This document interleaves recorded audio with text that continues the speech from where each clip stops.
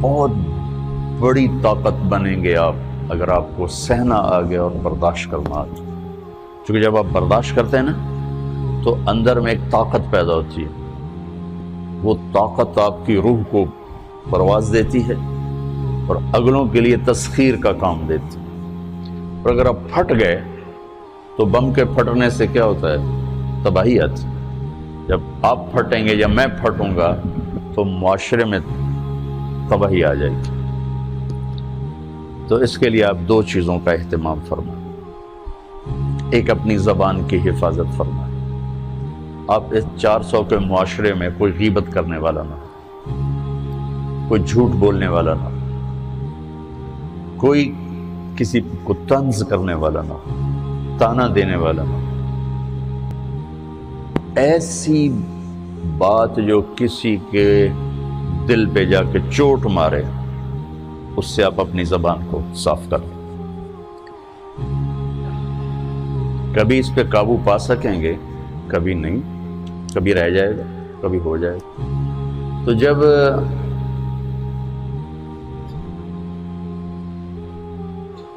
ہاتھ سے نکل جائے بات تو پھر اللہ نے ہمارے لیے توبہ کا دروازہ رکھا ہے.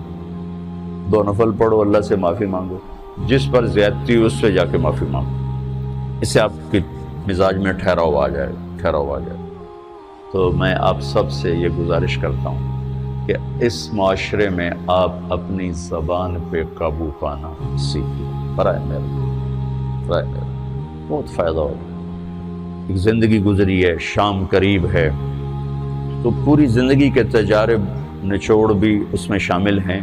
اور تجارب نچوڑ کو گولی مارو اور دیوار پہ ڈال دو. میرے نبی کا فرمان اس کے لیے کافی ہے کہ آپ نے فرمایا کہ 2 چیزوں کی ضمانت دے دو، میں جنت کی ضمانت دیتا. ایک تمہارے جو 2 جبڑوں کے درمیان ہے، ایک تمہاری 2 ٹانگوں کے درمیان ہے، اسے پاک کر لو، میں جنت کا ضامن بن جاتا ہوں. اور معاذ بن جبل سے فرمایا کہ تمہیں پورے دین کا نچوڑ بتاؤں. کہ جی کیا؟ تو آپ نے اس حدیث کو میں نے پتہ نہیں ہزاروں لاکھوں دفعہ بیان کر دیا ہے، اور ہر دفعہ بیان کیا ہے کہ اچھا یہ ایسے کر کے کیوں فرمایا؟ یہ پہلے کیا پھر کہا کف ھذا. اور کہا کس کو ہے؟